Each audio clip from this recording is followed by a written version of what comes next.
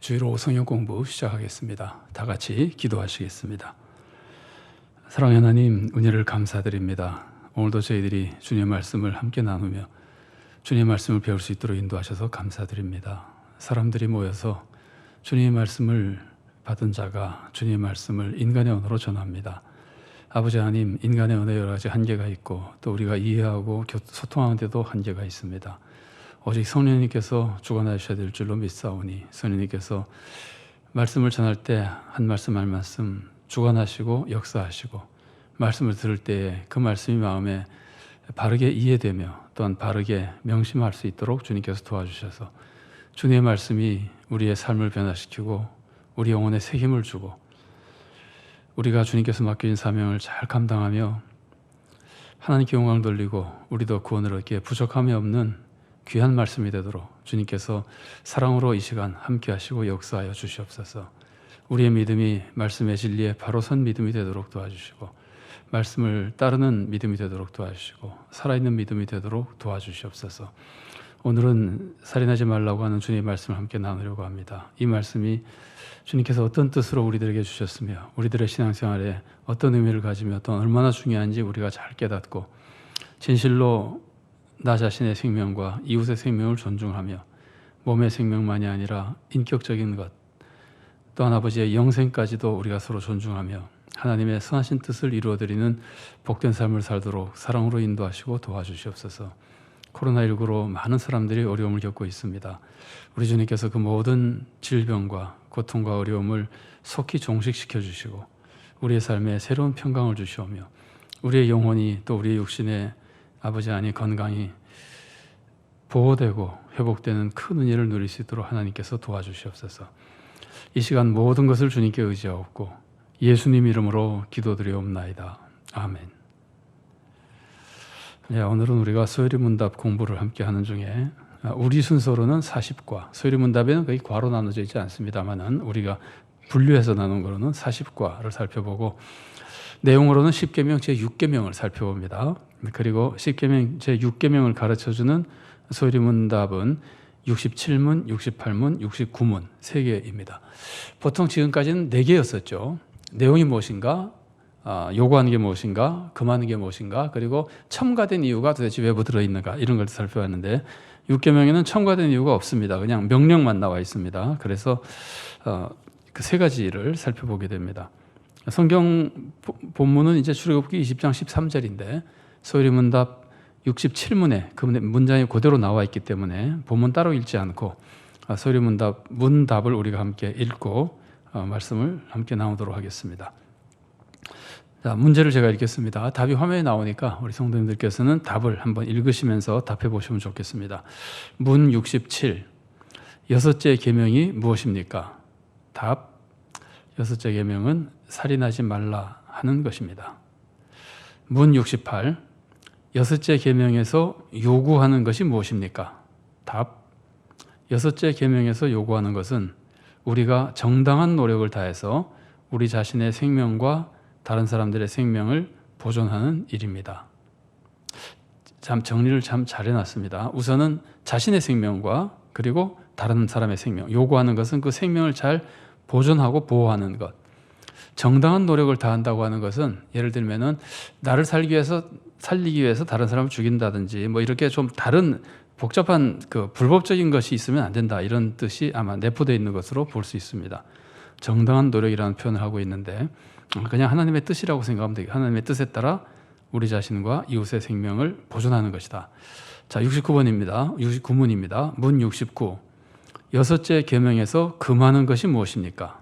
답 여섯째 계명에서 금하는 것은 우리 자신의 생명이나 우리 이웃의 생명을 부당하게 끊거나 또는 그러한 결과로 이끄는 모든 일입니다. 그러니까 직접 끊는 것도 문제고 결국 끊어지게끔 만드는 위태한 일, 뭐 그런 것을 하는 것도 안 된다 이제 이런 뜻인데 여기도 부당하게라는 말을 쓰고 있는 것은 이 부당하게 끊는다는 말이 나오는 것은 뭘 의미하나요? 정당하게 끊는 일이 있을 수 있다는 걸 의미하죠. 정당하게 생명을 끊을 수 있는 일이 있다는 것을 의미합니다. 자, 그 문제에 대해서는 우리가 나중에 좀 더 소위 말하는 정당방위나 이런 것들이 있기 때문에 그에 대해서 나중에 좀 더 자세히 살펴보겠습니다. 여섯째 계명이 요구하는 내용은 여섯째 계명의 내용은 살인하지 말라. 요구하는 것은 생명을 잘 보존해라. 사실은 모든 사람의 생명을 잘 보존하라는 거죠. 그 다음에 금하는 것은 생명을 해치는 일을 절대로 하지 마라. 자, 이런 것이라고 볼 수 있습니다. 자, 제가 절대라고 하는 것이 어쩌면은 이 부당하게라는 것과 좀 관계가 있어서 절대라는 말을 문자적으로 쓰기 좀 어렵습니다만은 하나님의 법을 지켜야 된다는 점에서는 강력하게 표현하는 의미에서 그냥 사용했다고 이해를 해주시면 좋겠습니다. 자, 이것과 관련해서 우리가 성경이 가르치는 몇 군데 성경 본문을 한번 살펴보겠습니다. 먼저 창세기 9장 6절 말씀입니다. 다른 사람의 피를 흘리면 그 사람의 피도 흘릴 것이니 이는 하나님이 자기 형상대로 사람을 지으셨음이니라. 사람의 생명을 끊은 사람 혹은 사람의 피를 흘린 사람은 그냥 놔둘 수 없다는 거예요. 왜냐하면 사람이 하나님의 형상이기 때문이라는 겁니다. 사람이 하나님의 형상이라고 하는 것이 사람을 보호하고 보존해야 될 굉장히 중요한 이유입니다. 이자 조금 더 살펴보겠습니다. 자, 그 다음에 잠언 24장 11절 말씀입니다. 너는 사망으로 끌려가는 자를 건져주며 살육을 당하게 된 자를 구원하지 아니하려고 하지 말라. 그러니까 죽음으로 들어가는 사람은 우리가 건져줘야 되고 살육을 당하게 된 사람은 우리가 구원해 줘야 된다. 그러니까 살인하지 말라는 말씀은 내가 적극적으로 남을 죽여도 안 되지만 죽을 위험에 있는 사람을 건져주지 않아도 안 된다, 그런 뜻이죠. 그러니까 이거는 보존하는 것을 살인하지 말라는 말씀이 굉장히 강하게 가르쳐준다고 하는 것, 소극적으로 악을 행하지 않는 것만이 아니라 적극적으로 생명을 보존하는 것을 해야 된다고 하는 것을 우리가 이제 알 수 있습니다. 성경이 그렇게 가르쳐주고 있기 때문에 이 계명 안에 그런 교훈이 들어있다고 우리가 이해를 해야 되는 겁니다. 자, 그 다음에 사도행전 16장 28절 말씀입니다. 바울이 크게 소리질러 이르되 내 몸을 상하지 말라. 우리가 다 여기 있노라 하니. 바울이 빌립보 감옥에 있을 때 감옥 문이 이제 지진 때문에 열리잖아요. 그러니까 이제 옥졸이 왔다가 간수가 왔다가 사람들이 탈출했는 줄 알고 죄수가 탈출했는 줄 알고 자결하려 그러니까 바울이 상하지 말라. 그러니까 그 사람의 생명을 보존해 주려고 하는 거죠. 이런 것들도 살인 금지 계명의 말씀을 잘 지키는 모습이라고 볼 수 있습니다. 자, 이제 예수님께서 살인 금지 계명을 완성하시는 모습 중에 일부분 마태복음 5장 21절과 22절 말씀 봉독해 드리겠습니다. 옛 사람에게 말한 바 살인하지 말라. 누구든지 살인하면 심판을 받게 되리라 하였다는 것을 너희가 들었으나 나는 너희에게 이르노니 형제에게 노하는 자마다 심판을 받게 되고 형제를 대하여 라가라 하는 자는 공회에 잡혀가게 되고 미련한 놈이라 하는 자는 지옥불에 들어가게 되리라. 옛사람은 살인하지 말라.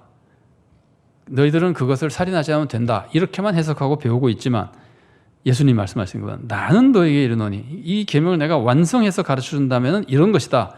그래서 완성해서 가르치는 내용이 나오는 겁니다. 노하는 자, 마음으로 살인하는 것이라고 볼 수 있습니다. 마음의 문제죠. 노하는 자마다. 라가라 하는 자나 미련한 놈이라 하는 건 다 인격적으로 말로 인격적인 살인을 저지르는 것이라고 볼 수 있습니다. 그러니까 마음의 살인, 말의 살인, 인격 살인 혹은 인권 살인 이런 모든 것들을 예수님께서 다 금하시고 있다는 것을 알려줍니다. 살인하지 말라는 말씀이 생명만 보존하는 것이 아니라 인격까지, 그 사람의 인권까지, 그 사람의 인간다움 삶의 모든 것을 다 보존해주고 존중해줘야 된다는 교훈이라는 걸 예수님이 가르쳐 주셨습니다. 살인하지 말라는 계명을 설명하시면서 예수님이 가르쳐 주신 거거든요. 그래서 우리는 살인 금지 계명을 이렇게 넓게, 보다 적극적이고 보다 조심스럽게, 보다 자세하게 작은 것까지 다 포함해서 이 계명을 배워야 된다는 것을 예수님의 가르침 속에서 우리가 알 수 있습니다.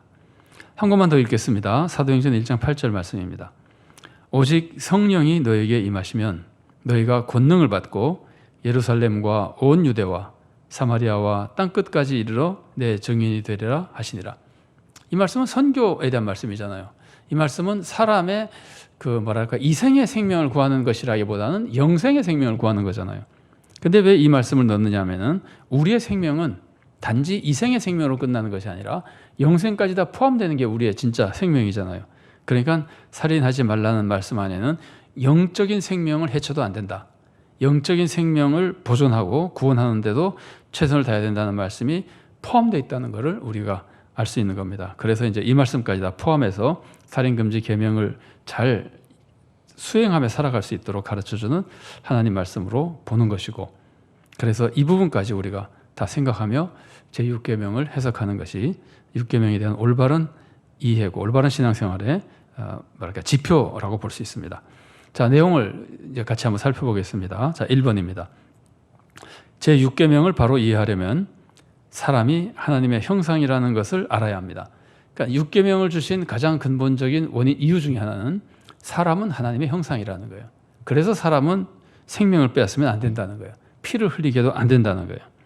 자, 반괄호 1번 봅니다. 사람은 하나님의 형상입니다. 그래서 사람을 죽이는 것은 큰 죄입니다. 창세기 9장 6절에 아까 읽어봤었죠. 다른 사람의 피를 흘리면 그 사람의 피도 흘릴 것이니 이는 하나님이 자기 형상대로 사람을 지으셨음이니라. 자, 그 다음에 그러면 하나님 형상이 아닌 다른 피조물은 어떨까요? 다른 피조물을 죽이는 것은 어떻습니까? 다른 피조물을 죽이는 것은 살인죄는 아닙니다. 다른 피조물을 죽이는 것이 죄가 될 수도 있고 안 될 수도 있습니다. 그러나 그것이 죄가 되는 경우라 하더라도 그것은 살인죄라고는 할 수 없는 겁니다. 자, 다른 피조물에 대해서 식물도 물론 생명체고 동물도 생명체입니다만은 우선 하나님께서 사람들에게 사람들이 자연 만물을 관리하거나 혹은 이용하면서 살아갈 수 있도록 허락해 주실 때 이렇게 문자적으로만 보면은 더 깊은 뜻은 오늘 우리가 살펴보지 못한다 하더라도 문자적으로만 보면은 홍수 이전에는 하나님께서 식물만 사람에게 음식으로, 그러니까 양식으로 주셨습니다. 그런데 홍수 후에는 동물도 양식으로 주셨습니다. 동물도 먹을 수 있게 해주셨습니다. 자, 제가 성경 말씀 읽어드리겠습니다. 창세기 1장 29절 말씀입니다. 이게 창세기 1장 29절, 이 창세기 1장이니까 창조 때이고 창조 직후고 홍수 이전이죠. 자, 읽어보겠습니다. 하나님이 이르시되 내가 온 지면의 씨 맺는 모든 채소와 씨 가진 열매 맺는 모든 나무를 너에게 주노니 너희의 먹을거리가 되리라. 사람의 먹을거리가 되는 것이 채소와 열매, 나무 이런 식물성이었단 말이에요. 자, 그런데 홍수 이후에, 홍수가 6장에서부터 나죠. 홍수가 다 끝나고 창세기 9장을 보면은 하나님께서 이렇게 말씀하십니다. 창세기 9장 3절 말씀입니다. 모든 산동물은 너희의 먹을 것이 될지라. 채소같이 내가 이것을 다 너희에게 주노라. 그래서 하나님께서는 홍수 이후에 동물도 사람들이 먹을 수 있게 해주셨습니다. 이유는 잘 모르겠습니다.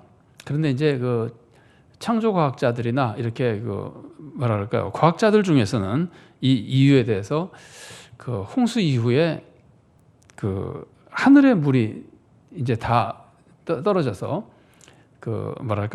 외부에서 오는 우주선이랄까 아니면은 자외선이랄까 이런 것들이 사람을 해치는 것이 훨씬 더 많아졌기 때문에 사람들의 건강을 위해서 하나님께서는 동물까지도 먹을 수 있게 해주셨다. 이렇게 해석하는 분들도 있습니다. 그것이 그냥 제가 참고로 이유는 잘 알 수 없습니다. 사실은 잘 알 수 없지만 하나님께서 홍수 이후에는 동물까지 먹을 수 있게 해주셨다. 이것이 우리들에게 중요합니다. 그러니까 동물을 먹는 것은 하나님께서 인간에 주신 하나의 축복 중에 하나입니다.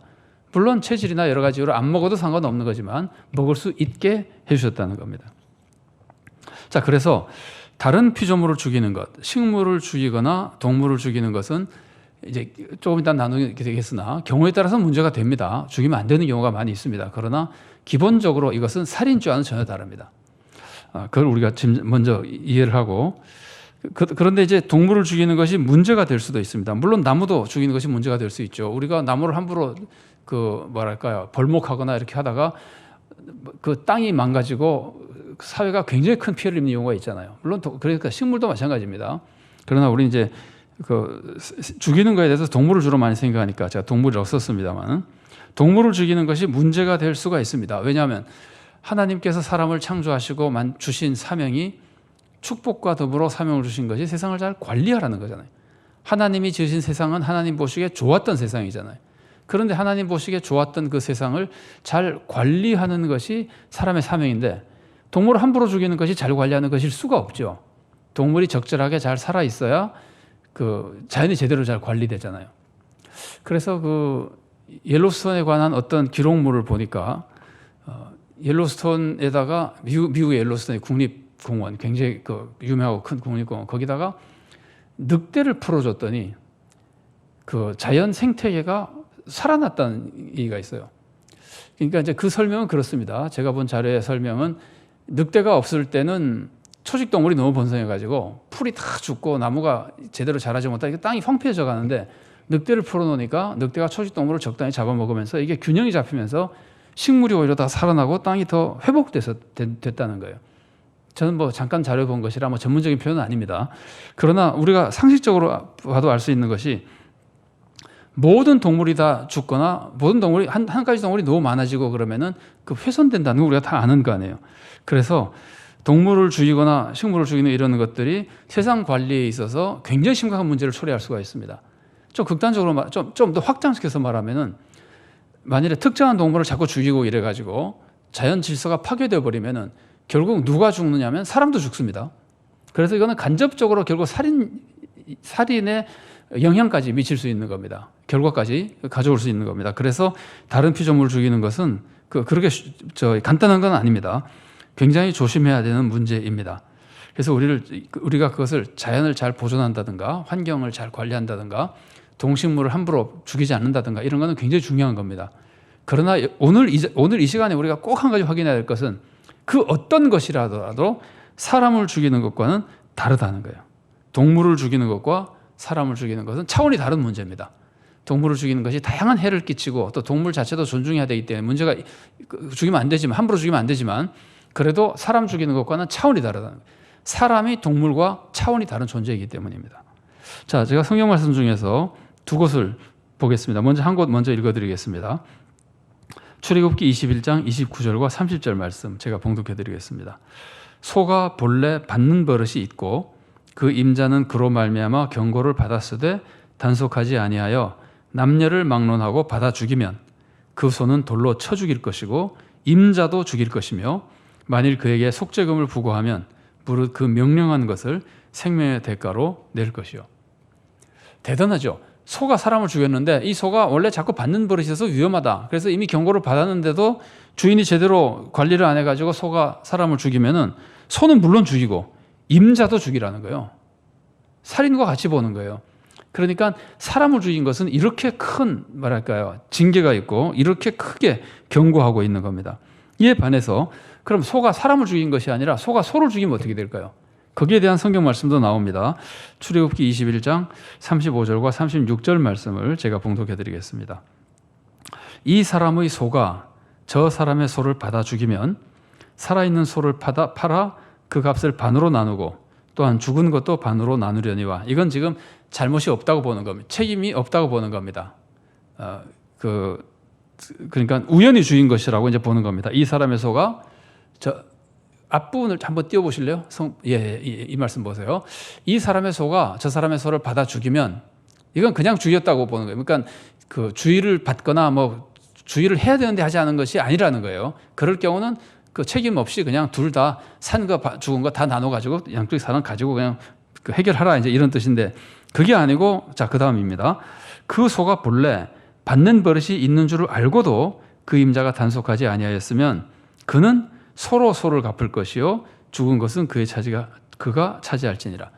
임자가 경고를 받았잖아요. 내 소가 자꾸 받아서 문제가 된다. 그래서 경고를 받았는데도 단속하지 않아서 소가 다른 사람의 소를 받아 죽이면은 임자는 죽이지 않는단 말이에요. 임자는 소를 받은 거에 대한 손해만 배상하면 되는 겁니다. 산 소를 그 사람 줘버리고 죽은 거를 자기가 차지해라. 그래서 그 사람에 대한 피해만 보상하는 것이지 그 사람 죽인 것에 대한 책임지는 것과는 전혀 다른 겁니다. 그래서 동물을 죽이는 것과 사람을 죽이는 것은 전혀 다르다고 하는 것. 하나님께서 계명을 주실 때도 전혀 다르게 주셨다고 하는 것을 우리가 꼭 기억하고 있어야 됩니다. 요즘은 환경 문제를 우리가 중요하게 생각하고 동물도 우리가 굉장히 지금까지 너무 함부로 대했던 것에 대해서 반성하고 조심하고 있기 때문에 그것을 우리가 존중하지만 그러나 반드시 경계는 기억해야 됩니다. 사람과 동물은 다르다는 겁니다. 자, 환경 파괴 문제에 있어서 제가 아까 잠깐 말씀 나눴습니다만 환경이 파괴되는 것의 문제는 가장 심각한 문제는요. 결국 그것으로 인해서 사람이 피해를 입는다는 겁니다. 우리가 지금 환경을 파괴하면은 이웃이 피해를 입고 내 후손들이 10년, 100년 후에 후손들이 엄청난 피해를 입는다는 겁니다. 환경 파괴는 사람을 죽이거나 사람에게 큰 피해를 입힌다는 것이 기본적인 문제입니다. 물론 이제 환경 자체가 파괴되는 것도 문제지만, 환경만 놓고 봐서 환경이 파괴되는 것도 문제지만, 또 환경 파괴와 인간의 해를 끼치는 것이 다 연결되어 있긴 하지만, 우리가 환경 파괴의 근본적인 문제를 삼는 것은 사람에게 해를 끼치는 것이 기본적인 더 큰 문제로서 문제로 제기가 되는 겁니다. 그만큼 사람이 하나님의 형상이고 하나님이 만드신 존귀한 존재이고, 그리고 사람의 생명을 그만큼 존중해야 된다고 하는 걸 우리가 꼭 기억할 필요가 있습니다. 자, 그 다음에 2번입니다. 사람을 죽이는 행위가 모두 살인이 되는 것은 아닙니다. 사람을 죽였어도 여기서 본문에서 말하는 살인과 같이 치지는 않는다는 거예요. 자, 그건 이제 크게 두 가지가 있습니다. 하나는 정당방위입니다. 내가 저 사람을 나를 보호하기 위해서 한 거를 하다 보니까 그 사람이 죽게 됐다. 그럴 때는 우리가 정당방위라고 그러죠. 사회에서도 그러죠. 자, 그런데 여기 하나님께서도 그걸 허락해 주셨습니다. 그래서 정당방위는 크게 두 가지가 있는데, 개인적인 정당방위가 있고 공동체적인 정당방위가 있습니다. 자, 개인적인 정당방위를 잠깐 보겠습니다. 성경 말씀 출애굽기 22장 2절부터 3절 상반절까지의 말씀입니다. 도둑이 뚫고 들어오는 것을 보고 그를 쳐 죽이면 피 흘린 죄가 없으나, 도둑이 밤에 뚫고 들어오는 것을 보고 쳐 죽였다. 그러니까 이대로 놔두다 내가 피해를 보겠다 해서 도둑을 막다가 도둑을 도둑질 못하게 하다가 그를 쳐 죽였다. 그러면은 피 흘린 죄가 없다. 살인죄가 아니라는 거죠. 그러나 재미있는 것은 해 돋은 후에는 피 흘린 죄가 있으리라. 도둑이 오는 것을 쳐 죽였어도 밤에는 제대로 방어를 할 수가 없잖아요. 그런데 낮에 쳐 죽였으면은 이거는 피 흘린 죄가 있는 것이다. 낮에는 그렇게까지 사람을 죽이지 않고도 얼마든지 막을 수 있는 방법이 있을 것이라고 전제되어 있는 거죠. 그러니까 이 정신은 그런 겁니다. 피치 못할 정당방위로 상대방을 죽인 거는 살인죄가 아니고, 그렇지 않고 살인하지 않고도 막을 수 있는데 그렇지 않고 사람을 죽이게 되면 정당방위로 인정하기가 좀 어려워지는 겁니다. 그러니까 기본적인 정신은 내가 큰 위험에 처해 있어서 그 사람을 죽일 수밖에 없는 정당방위의 여건일 때는 살인죄가 안 된다는 거예요. 자, 이제 그냥 원리만 우리가 생각하고 넘어가겠습니다. 개인적으로 내 생명을 보존하기 위해서 정당하게 방어하다가 상대방을 죽였을 경우는 정당방위로서 살인이 아니라는 겁니다. 사람을 죽여도 살인이 아닙니다. 자, 두 번째 정당방위는 뭐냐면은 공동체적 정당방위인데, 공동체적 정당방위가 어떤 게 있을까요? 공동체적 정당방위의 가장 대표적인 것은 국가보호입니다. 외국에서 침략하잖아요. 아니, 외국에서 우리를 침략해가지고 백성이 막 죽게 생겼는데 그거 안 막는다는 말이에요? 그거는 살인 방조죄입니다. 그거야말로 살인죄입니다. 자, 외국에서 막 쳐들어와가지고 우리나라 백성이 막 죽잖아요. 그런데 나는 살인하지 말라 그랬다고 구경만 하고 있으면 내가 우리나라 백성을 죽이는데 동참한 살인자가 되는 겁니다. 살인하러 쳐들어온 사람을 막는 것이 오히려 정당방위로, 차라리 그 사람을 죽이는 한이 있어도 그 사람을 막는 것이 살인이 아니고 정당방위가 되는 것이고 우리 백성의 생명을 보호하는 것이 되는 겁니다. 그래서 외국의 침략을 방어하고 외국의 침략에 맞서 싸우고, 심지어 외국의 침략을 격퇴하게 해서 외국의 그러니까 나쁜 군대죠, 그죠? 우리나라를 해치려고 하는 그 군대를 죽이는 것까지도 전부 정당방위인 겁니다. 그래서 이것은 오늘날 우리로 치면은 병력의 의무라고 볼 수 있고 정당한 일이라고 볼 수 있는 겁니다. 만일에 침략자를 대적하지 않으면은 오히려 그것이 살인죄가 되는 겁니다. 좀 다른 각도에서 표현이지만 제가 성경 한 권 읽어드리겠습니다. 에스겔 33장 6절 말씀입니다. 그러나 칼이 임함을 파수꾼이 보고도 나팔을 불지 아니하여 백성에게 경고하지 아니하므로 그 중에 한 사람이 그 임하는 칼에 제거당하면 그는 자기 죄악으로 말미암아 제거되려니와 그 죄는 내가 파수꾼의 손에서 찾으리라. 자, 적군이 쳐들어온다는 말이에요. 그러면 이제 제일 먼저 파수꾼은 경계의 나팔을 불 거 아니에요. 맞서 싸우러 나가기 전에 경계를 해야 준비를 해서 싸우러 나가기든지 할 거 아니에요. 그래서 경계 나팔을 불어야 되는데 경계를 안 해가지고 파수꾼이 나팔을 불지 않아서 적군이 쳐들어와서 사람을 죽이면은, 죽은 사람은 하나님의 섭리 속에 자기 죄로 죽은 것이라 하더라도 죽은 것이지만 그 사람의 죽은 피값은 나팔 불지 않은 파수꾼에게 하나님께서 책임지운다는 거예요. 파수꾼이 살인 방조죄라 할까, 살인죄를 지은 것이나 마찬가지가 되는 겁니다. 이거는 파수꾼에게만 해당되는 건 아니겠죠. 당연히 막아야 될 사람, 창칼을 들고 막아야 될 사람이 막지 않아도 역시 살인 방조죄가 되거나 혹은 심지어 내 백성에 대한 살인죄가 되는 겁니다. 그래서 이 공동체적 정당 방위에 대해서 우리가 굉장히 진지하게 생각해야 됩니다. 요즘 이제 양심적 뭐 병력 그걸 뭐라 그러죠? 기피라고 표현하기 이게 좀 양심적 뭐 병역 의무를 하지 않는 이런 분들에 대한 얘기가 여러 가지 있습니다만은 그 형편이 경우에 따라서 다를 테니까 우리가 이 시간에 그런 것들을 뭐 비판할 생각은 없습니다. 다만 그 공동체의 안보를 위해서 국가의 그 뭐랄까요 보위를 위해서 국가를 보호하기 위해서 병역의 의무를 다하는 것은 아주 올바른 방법이라고 하는 것. 정당 방위이고 나라를 지키는 오히려 백성의 그 생명을 보호하는 살인 금지 계명을 잘 지키는 방법이라는 거예요. 생명을 보존하는 거니까. 그래서 우리가 이거를 꼭 기억할 필요가 있습니다. 자, 두 번째는 뭐냐면은 살인해도 살인이 아닌 것. 첫 번째는 정당 방위고 두 번째가 사형제도입니다. 사형제도는 어떤 제도에 의해서 사형 집행을 한 사람, 그 사람 살인자가 아닙니다.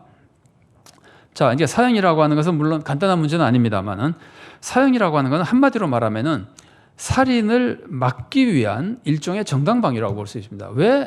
왜 사형을 시키느냐 하면은 그 사람을 사형시키지 않으면은 그 사람이 더 큰 해를 입힐 위험성이 있기 때문에 두 가지로 볼 수 있는데 우선 그 살인을 저지르거나 뭐 어떤 사형 대상자인 사람, 굉장히 많은 피해를 끼쳐서 사형을 시키는 사람이 있다면은 그 사형수의 입장에서는 그 사형수가 그냥 살려두면은 이 사람이 나중에 또 다른 그러니까 살인을 저지를 위험이 있기 때문에 막는 것이라고 볼 수 있습니다.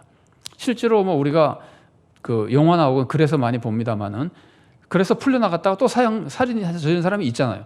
그러니까 이 사람을 지금 죽이지 않으면은 또 다른 살인을 저지를 위험성이 있다. 그래서 그런 의미에서 정당 방위이기도 하고 또 하나는 악독한 죄를 지은 사람을 사형시킴으로써 다른 사람이 그런 악독한 죄, 특히 살인죄 같은 거를 짓지 않도록 그 사회적으로 그것을 뭐랄까요 경계하는 역할을 한다는 거죠.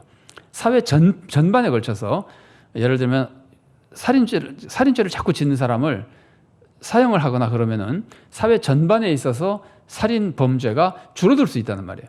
그래서 일종의 정당방위. 결국은 사형제도라고 하는 것은 사람을 죽이는 데 목적이 있는 것이 아니라 다른 사람을 더 살리기 위한 사회를 더 살인이 적어지는 사회로 만들기 위한 정당방위의 방법이라고 볼 수 있습니다. 근데 사형제도에는 어려운 점이 있습니다. 그 어려운 점이 뭐냐면은 회개의 기회를 박탈한다는 겁니다. 이 사람이 지금 살인을 저질렀는데 이 사람이 그래서 사형을 당했는데 이 사람이 만일에 10년 동안 더 살 수 있다면은 그 사이에 회개할 기회가 있을 수도 있는데 예를 들면 빨리 사형을 집행함으로써 그럴 기회가 없어질 수 있다는 거예요. 그러니까 그 사람이 회개할 기회를 박탈할 위험성이 있다는 겁니다. 사형을 시키면은. 그리고 이제 그것보다 어쩌면 그 이상으로 못지않게 회개는 좀 빨리 할 수도 있고 하니까 그런데 또 한 가지 굉장히 위험한 건 뭐냐면 오판의 위험성이 있다는 거예요. 실제로 죄를 짓지 않았는데 사형 선고를 하고 그 다음에는 사형을 집행했는데 나중에 그 사람이 무죄였다는 게 판명되는 경우가 없지 않거든요. 그런 경우가. 그래서 오판으로 죽은 거는 해결할 방법이 없잖아요. 살아있으면은 뭐 풀어주고 뭐 다른 방법으로 좀 어느 정도 보상이 된다 하더라도 사형시켰으면은 해결이 안 되잖아요. 그래서 오판의 위험성 때문에 사형제도에 굉장히 어려운 점이 있습니다. 그리고 이거는 오판과는 조금 다르게, 오판과 비슷하지만 좀 다른 게 뭐냐면은 이건 있어서는 안 될 일이긴 하지만 역사적으로 보면 있었거든요. 그게 뭐냐면은 정치적인 오용입니다. 정적을 제거하기 위해서 누명을 씌우고 그냥 빨리 사형 집행시켜가지고 사람을 제거하는 방법입니다.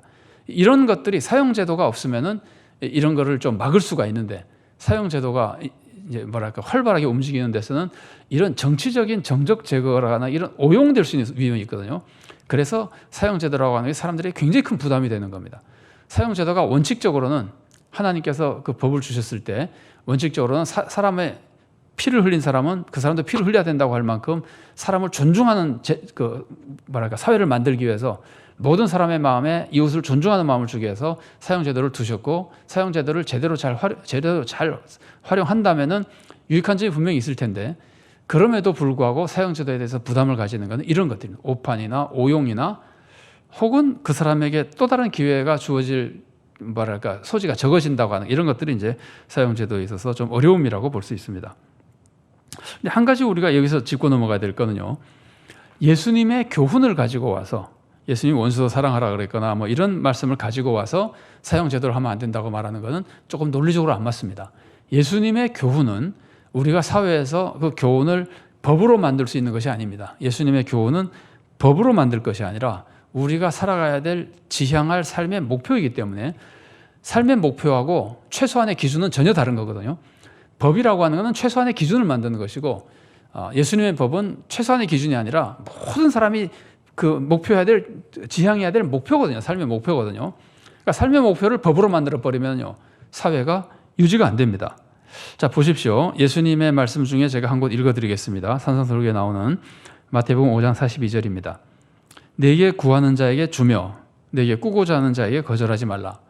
자, 이걸 만일 법으로 만들어 버렸다고 생각해 보세요. 이걸 법으로 만들면 사람들이 애써서 뭐 생산을 하겠습니까? 아무 데나 가서 달라 그러면 얻어먹을 수 있고, 뭐 달라 그러면 누구나 다 줘야만 되는데 법적으로 사회가 유지되지 않습니다.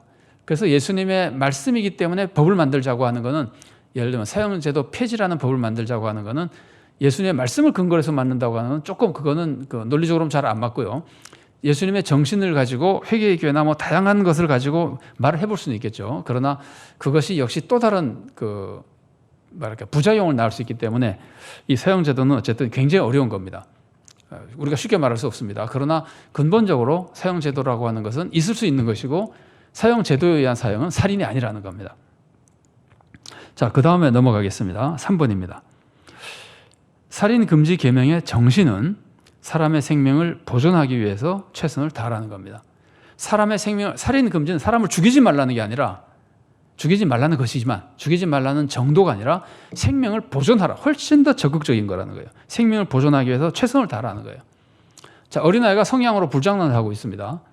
그 어린아이가 불장난하는 것을 방조하면은 살인 방조죄가 될 수 있는 거예요. 왜냐하면 불장난했던 것이 잘못해서 불이 나면은 많은 사람이 생명을 잃을 수도 있거든요. 그래서 아까 그 소위문답에서 말한 것처럼 자신의 생명과 이웃의 생명을 보존하기 위해서 최선을 다해야 되는 것이고, 이를 위해서 위험한 짓은 막아야 되는 겁니다. 어린이가 성향으로 불장난하면 위험하죠. 누구나 아는 거죠. 그건 다 막아야 되죠. 자, 그렇다면 그건 누구나 아는 얘기고, 어른이 목숨이 위태로운 행동할 때는 어떻게 해야 될까요? 어른이 목숨을 위태한 행동을 할 때는 어른이니까 자유다, 그러고 내버려 둘 수도 있고 또 통제할 수 없을 수도 있어요. 그 사람의 자유니까. 그러나 우리는 하나님의 말씀을 알고 제6계명을 알고 다른 사람의 생명 또 나 자신의 생명을 적극적으로 최선을 다해서 잘 보존하는 것이 하나님의 뜻이라는 것을 안다면은 목숨을 건 위태로운 행동은 다른 사람도 하지 않도록 권해야 되고, 법적으로 막을 수 없다면은 최소한 권해야 되고, 그리고 우리 자신은 그것을 조심하고 오히려 우리는 피해야 된다는 거예요. 이게 이제 구체적으로 말하기 굉장히 어렵습니다. 왜냐하면은 그런 거를 또 뭐라 그럴까요? 취향으로 하는 사람도 있고 심지어 생업으로 하는 사람도 있기 때문에. 그러나 이제 쉽게 말하면 이렇습니다. 위험한 운동이 있잖아요. 위험한 운동. 그냥 그 사람들이 즐길 수 있거나 혹은 뭐 정신적으로 새 힘을 얻을 수 있거나 뭐 다양한 운동들이 있지만, 운동 중에서 목숨이 위태로울 만큼 위험한 운동들이 있잖아요. 그런 운동을 하는 것. 혹은 그러니까 운동은 참 말하기 어렵긴 합니다만은 목숨을 걸고 하는 위험한 운동, 아니면은 산에 가도 목숨을 걸고 위험한 코스로 간다든가, 준비된 상황에 따라 다르겠죠. 어떤 사람은 위험하지 않아, 어떤 사람은 위험하겠죠. 그런데 위험한 행동을 하는 모든 것은 사실 살인 금지 계명을 어기는 겁니다. 그 다음에 이제 운동이 아니라 좀 더 안 좋은 것을 얘기하자면은 위험한 내기 같은 거. 나 이거 할 수 있다, 할 수 없다, 그래서 내기 같은 거 하잖아요. 그래서 내기 같은 거 하다 실제로 목숨 잃는 사람들이 있잖아요. 그거는 어리석은 일일 뿐만이 아니라, 그냥 단순히 어리석은 것이 아니라 살인 금지 계명을 어기는 악행이 되는 겁니다. 그래서 생명을 보존하는 것이 목표이고, 어린아이라면 우리가 당연히 금해야 될 것인데 어른이기 때문에 금하지 못하는 게 많거든요. 그래서 금하지는 사회법적으로 금하지는 못한다 하더라도 우리 스스로 자제하고 우리 스스로 절제하고 우리 이웃들에게 그것을 잘 피할 수 있도록 하는 것이 굉장히 중요한, 생명을 보존하기 위해서 중요한 살인 금지 계명을 지키는 삶의 모습이라는 걸 우리가 기억할 필요가 있습니다. 그 다음에 비슷하면서 조금 다른 것이 뭐가 있냐면은 무절제한 생활 있잖아요. 목숨을 위태롭게 만드는 무절제한 생활. 예를 들면은 과음 있잖아요. 과음. 술을 너무 많이 마신다. 의사가 볼 때 당신 그렇게 술 많이 마시면 목숨이 위태롭습니다. 그래도 뭐 나는 괜찮아 그러면서 막 마시는 사람들이 있잖아요. 이것도 그냥 단순한 무절제 정도가 아닙니다. 이것도 살인하지 말라는 계명을 어기는 생활이 되는 겁니다. 그래서 우리는 나와 이웃의 생명을 보존하기 위한 굉장히 조심스러운 생활을 해나가야 되는 것이 살인 금지 계명을 지키는 삶의 모습인 겁니다. 예를 들어서 우리가 음식을 절제한다면은, 지금 우리가 음식을 절제하는 것은 정결법 때문에 절제하는 것이 아닙니다. 구약에는 정결법이 있잖아요. 이거 먹지 말고 이거 먹지 말고 하는 것들이 있잖아요. 그래서 우리가 어떤 음식을 먹지 않는다면 우리는 정결법 때문에 먹지 않는 것이 아닙니다. 모든 음식을 먹어도 됩니다. 모든 음식을 먹어도 됩니다. 자, 성경 읽어드리겠습니다. 마가복음 7장 19절 말씀입니다. 예수님이 하신 말씀이죠. 이는 마음으로 들어가지 아니하고 배로 들어가 뒤로 나감이라. 이러므로 모든 음식물을 깨끗하다 하시니라. 예수님이 음식 먹어봐야 그게 마음으로 들어가냐? 그거는 그냥 소화되고 뒤로 다 배설되는 것인데 음식이 어떻게 사람을 더럽힐 수 있느냐? 음식 때문에 사람이 악해지는 거 아니다. 그러면서 예수님은 모든 음식을 다 깨끗하다 하셨습니다. 먹어도 된다고 그러셨습니다. 그러니까 정결법에서부터 해방시켜 주신 겁니다, 우리를. 자, 로마서 14장 14절 말씀도 제가 읽어드리겠습니다. 내가 주 예수 안에서 알고 확신하노니 무엇이든지 스스로 속된 것이 없으되 다만 속되게 여기는 그 사람에게는 속되니라. 음식 자체는 더럽지 않다는 거예요. 내가 이 음식이 부정한 음식이라고 생각하면 나에게는 그게 부정한 음식이 돼요. 속으로 부정한 음식이라고 생각하고 먹으면 믿음으로 하는 게 아니잖아요. 부정하다고 생각하는 거, 부정하지 않다고 믿는 게 아니잖아요. 부정하다고 생각하고 먹으면 나는 그것은 나에게 부정한 음식이 되어서 그건 나에게 죄가 됩니다. 그러나 음식 자체는 원래 부정한 게 아닙니다. 부정하지 않다고 믿고 평안 속에서 먹는 사람은 전혀 나는 문제가 될 거 없습니다. 이제 그걸 가르치는 거거든요. 그래서 이제 중요한 문제는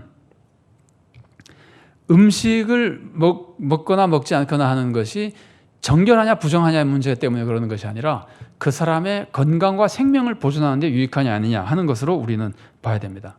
또 한 가지 덧붙인다면 육적인 건강 그리고 영적인 건강, 경건 생활에 방해가 되는 것이라면 그것은 사람에게 해로운 거죠. 그 다음에 육적인 건강에 해가 돼도 사람에게 해로운 거죠. 그래서 우리가 음식을 절제할 필요가 있는 겁니다. 자, 그래서 이게 생명을 보존하는 겁니다. 육신의 생명도 보존하고 영생도 보존하는 겁니다.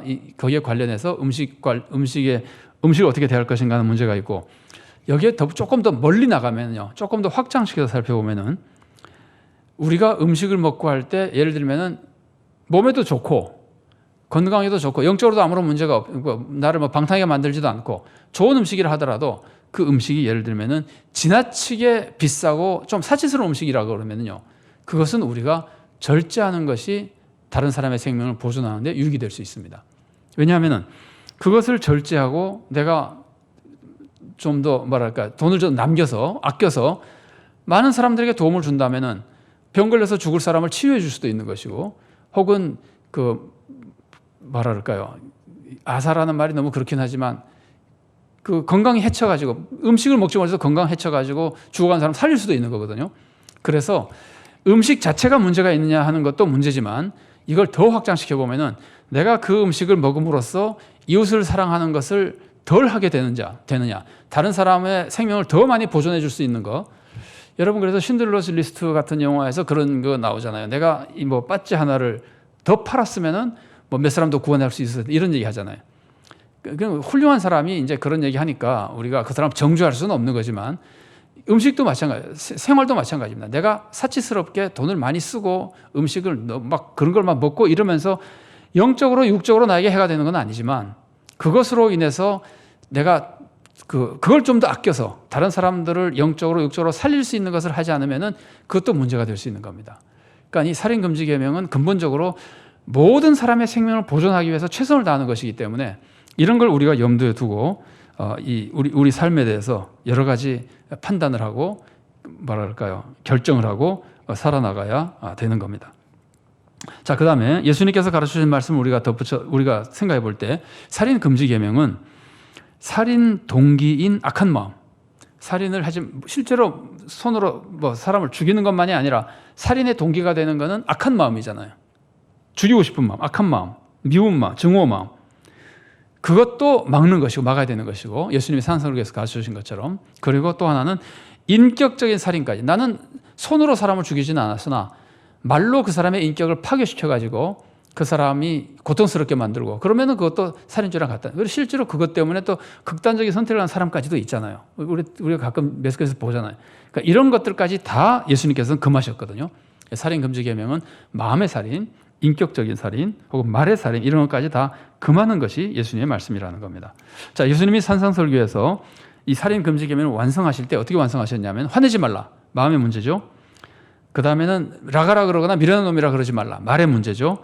이건 동시에 인격적인 살인이고 또 영적인 살인입니다. 미련한 놈이라고 하는 것은 그 구약 성경에서는 무신론자를 많이 가리켰던, 뭐 구약 성경만이 아니라 그 성경 시대에 성경 안에서 표현할 때 이렇게 미련한 놈이라는 건 무신론자를 의미할 때가 있거든요. 그러니까 영적인 살인이에요. 교회 다니는 사람인데 저놈은 교회 다니지만 저 신앙도 없는 놈이야. 만일에 그러면 표현이 이상해서 저 사람은 신앙도 없어라고 말하면은 그게 미련한 놈이라고 하는 것과 같은 표현이고 영적인 살인이 되는 거예요. 그래서 실제로 사람의 목숨을 빼앗는 것만이 아니라 마음의 살인, 인격적인 살인, 영적인 살인, 말의 살인 이런 것까지 예수님께서는 전부 금하신다는 겁니다. 예수님이 금하신 것은요 조금 더 확장됩니다. 사실은요 예수님이 금하신 것은 내가 마음이나 말이나 뭐 인격이나 몸의 생명이나 아니면 영생이나 이런 걸 해치는 것도 다 금해야 되지만 다른 사람이 그런 행동하는 것까지도 금해야 됩니다. 자, 예수님이 하신 말씀 중에 제가 마태복음 5장 23절과 24절 말씀을 봉독해 드리겠습니다. 그러므로 예물을 제단에 드리려다가 거기서 내 형제에게 원망 들을 만한 일이 있는 것이 생각나거든 예물을 제단 앞에 두고 먼저 가서 형제와 화목하고 그 후에 와서 예물을 드리라. 이 말씀을 가만히 보면은요 형제에게 원망 들을 만한 일이 있는 것이 생각나거든. 나는 지금 내가 지금 원망하는 게 아니잖아요. 형제가 나를 원망하는 거잖아요. 그러니까 내가 원망하는 원인을 제공했으면 물론 나는 죄인입니다. 회개해야 됩니다. 그런데 형제가 오해해서 나를 원망할 수도 있어요. 그런 경우도 흔히 있잖아요. 근데 그럴 때도 우리가 그걸 풀어야 돼요. 그러니까 내가 잘못한 것이 없어도 형제가 나를 오해해서 원망하면 그 사람의 잘못인데 문제는 그 사람이 나를 원망하고 있는 것은 그 사람의 마음으로 살인하고 있는 거잖아요. 그거를 풀어줘야 되는 거예요. 그 사람이 살인하는 행동을 막아줘야 되는 거예요. 그래서 그 사람에게 가서 설명해주고 화해하고 풀어줘야 되는 거예요. 그러니까 예수님이 살인금지 계명은 나의 모든 살인을 막을 뿐만이 아니라 다른 사람의 모든 살인도 다 막아야 된다는 겁니다.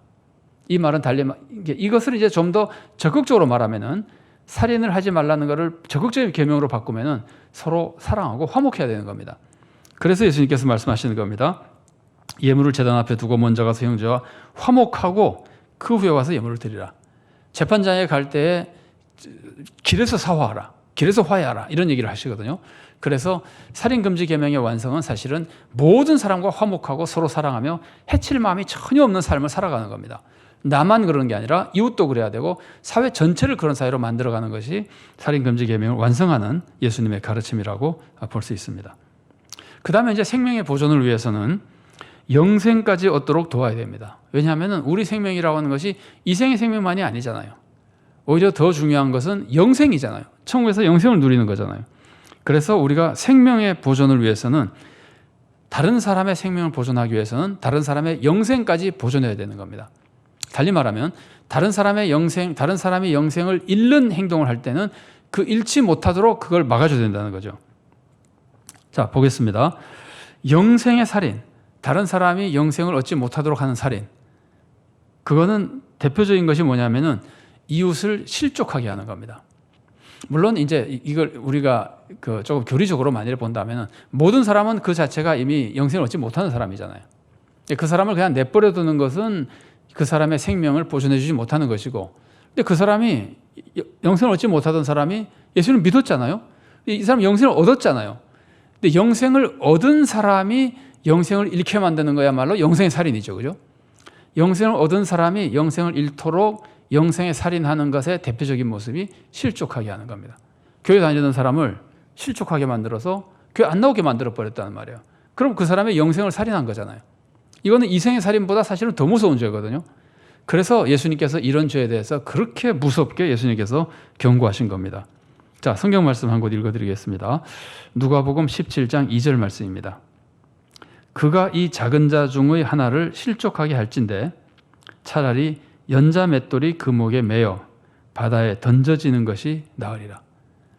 내가 다른 사람을 실족하게 한다면은 그 실족하게 하는 대상자가 뭐 중요하냐 중요하지 않냐 이런 거 따지면 안 됩니다. 그 사람은 모든 사람의 생명이 똑같이 중요합니다. 그래서 예수님이 우리들 이해하기 좋으라고 작은 자 중에 하나라 그러는 거예요. 사람들은 작은 자에 대해서는 소홀히 대하기 쉽거든요. 상처를 받든 안 받든 막 무시하거든요. 그래서 예수님께서 이렇게 표현하는 것이지 어떤 사람도 이런 뜻이 안에 들어있는 겁니다. 작은 자 중에 하나도 그렇다 그러면 누구도 마찬가지라는 겁니다. 누구도 실족하게 만들면 그게 얼마나 큰 죄냐면은 차라리 내가 연자맷독을 목에 달리우고 바다에 던져지는 것이 나으리라. 이게 자살하라는 거 아닙니다. 내가 바다에 빠져 죽으라는 게 아닙니다.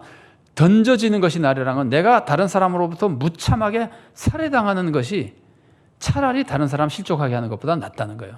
살해당하는 거야 내가 목숨은 잃었지만 영생을 잃는 건 아니잖아요. 그런데 다른 사람을 실족하게 하는 건 내가 영적으로 남을 살해한 거잖아요. 이거는 그냥 내버려 두면은 멸망할 죄거든요. 물론 회개하면 되긴 하겠으나 그래서 이게 얼마나 무서운 죄인지를 우리들에게 가르쳐주는 겁니다. 다른 사람의 영생을 잃게 만드는 것, 다른 사람을 실족하게 하는 것이 얼마나 무서운 죄인지를 우리에게 알려주는 겁니다. 여러분 그런데 실족하게 하는 것이 간단한 것이 아닙니다. 실족하게 하는 것이 남을 막 뒤에서 비방하고 욕하고 그래가지고 이 사람이 상처받고 교회 안 나오고 이것도 실족하게 하는 거지만 실족하게 하는 것은 그 정도로 적극적인 악만이 아니고 정말 내가 무심코 하는 사소한 생활 속에서도 남을 실족하게 할 수 있는 겁니다. 자, 사도 바울의 고백을 한번 들어보십시오. 고린도전서 8장 13절 말씀입니다. 고백이면서 결단이죠. 고린도전서 8장 13절 제가 읽어드리겠습니다. 그러므로 만일 음식이 내 형제를 실족하게 한다면 나는 영원히 고기를 먹지 아니하여 내 형제를 실족하지 않게 하리라.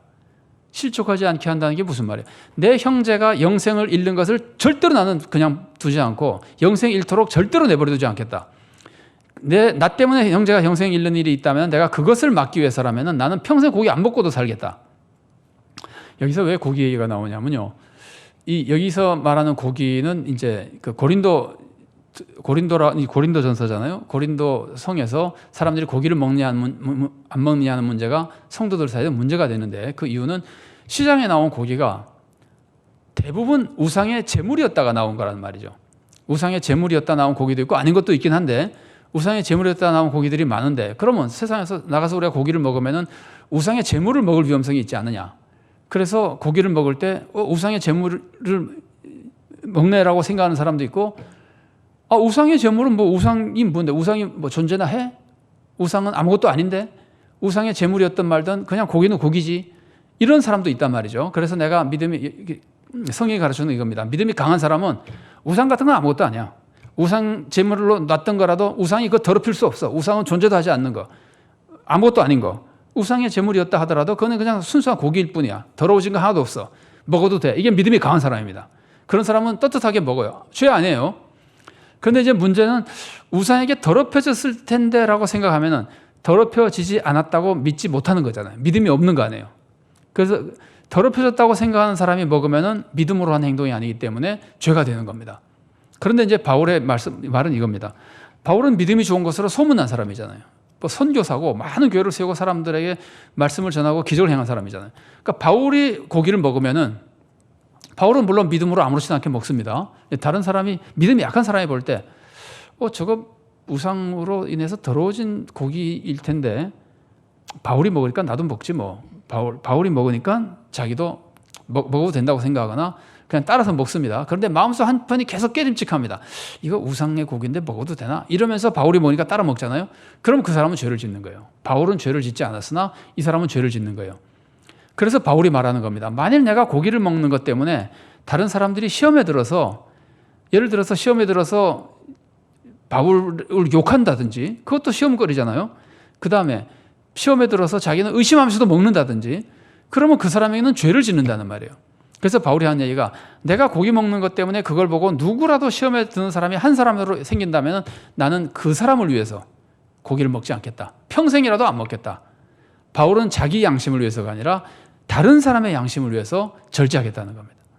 이게 다른 사람의 생명을 보존하기 위해서 최선을 다하는 겁니다.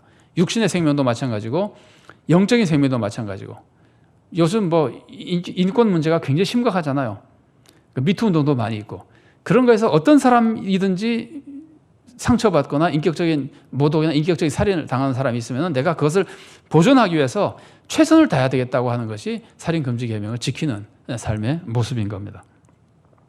자, 그래서 우리는 영생의 보존을 위해서는 아까 우리가 사도행전 1장 8절 읽었습니다만 영생의 보존을 위해서는 당연히 선교해야 됩니다. 근데 선교는 이제 크게 세 가지로 구별해서 생각해 볼 수 있습니다. 왜 제가 세 가지라 그러느냐 하면은 그리스도의 삼중직이라고 있잖아요. 예수님께서 세상을 구원하실 때 이 삼중직을 통해서 구원하시잖아요.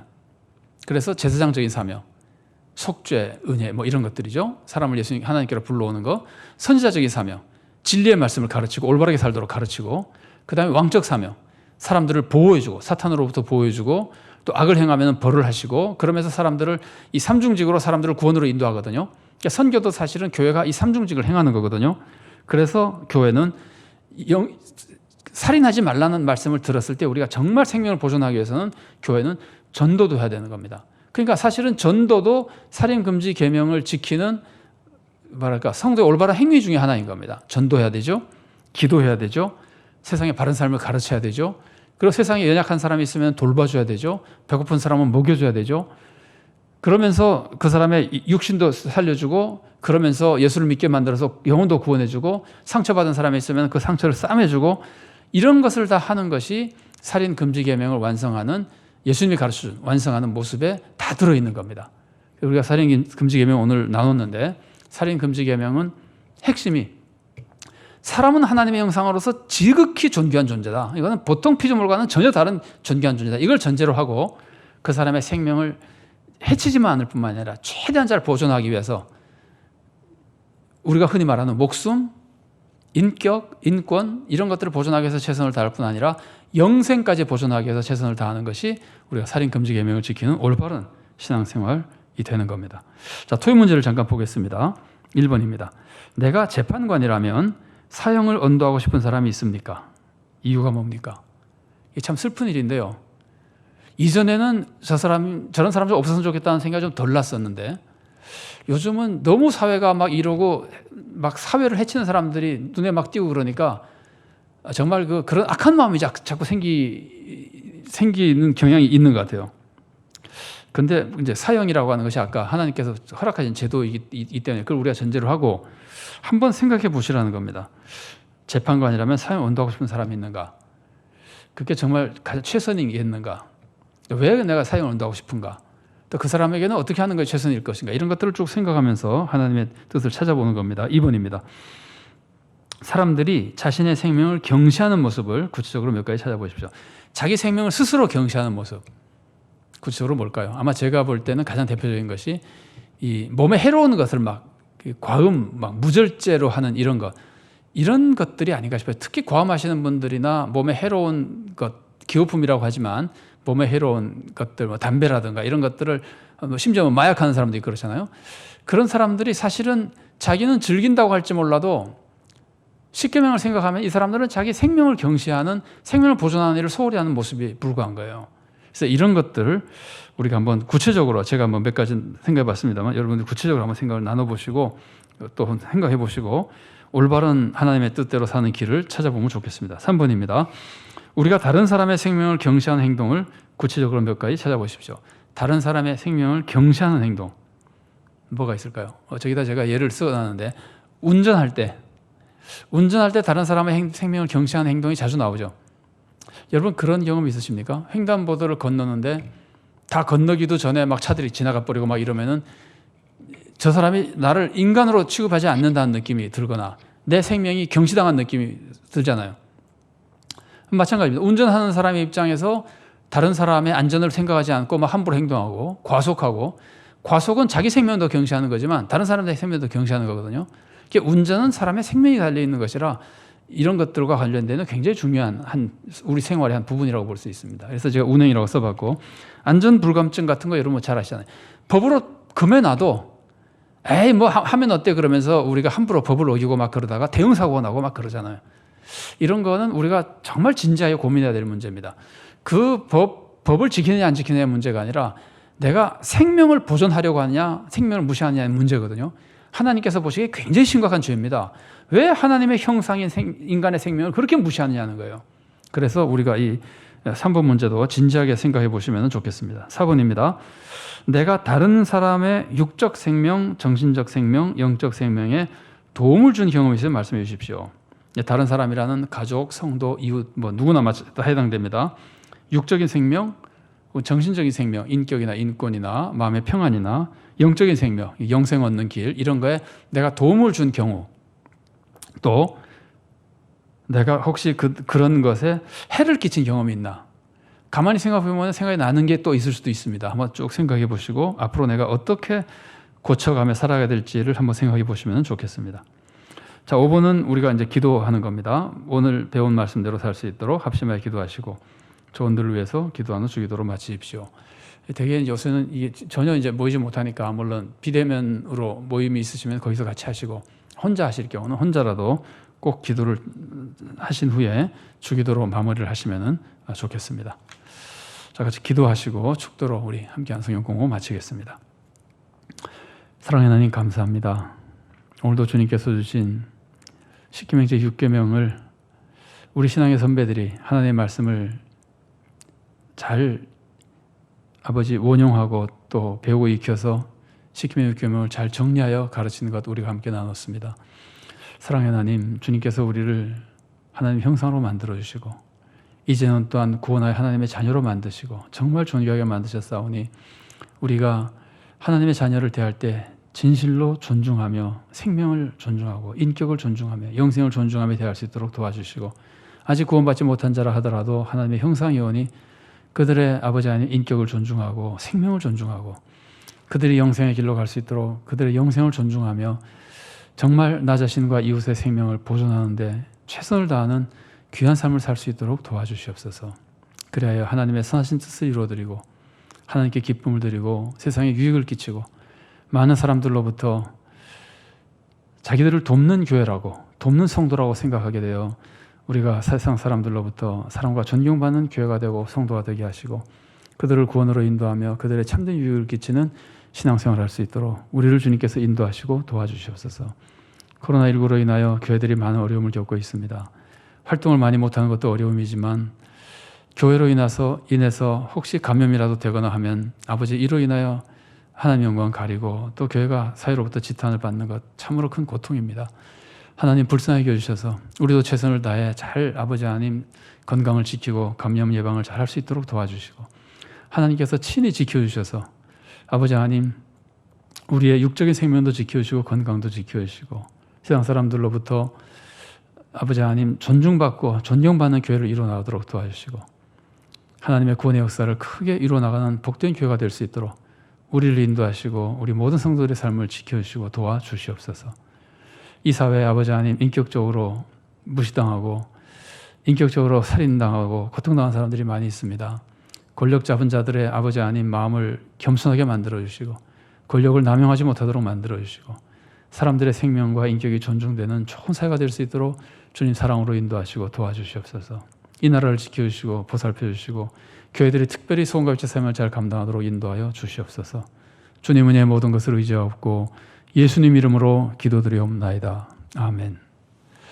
주 예수 그리스도의 은혜와 하나님의 사랑과 성령의 교통하심이 하나님의 형상으로 지음받은 고귀한 인간 또 하나님의 자녀가 되어 더욱 고귀해진 우리 성도들 우리 이웃의 생명을 우리가 존중하고 또 나 자신의 생명도 존중하며 육신의 생명만이 아니라 영생과 인격과 모든 것을 다 존중하는 가운데 정말 하나님의 뜻을 이루어드리고 우리 서로가 화목하며 더욱 아름다운 삶 하나님의 뜻을 이루어드리는 삶 또 힘을 모아 세상을 구원하는 복된 삶을 살기를 사모하는 사랑하는 주님의 귀한 모든 자녀들 머리 위에 그들의 가정과 하는 모든 사역들 위에 주님께서 세우신 서울산정연 교회 위에 그리고 한국교회와 이 나라의 민족 위에 지금부터 영원까지 함께 계시기를 간절히 축원하옵나이다.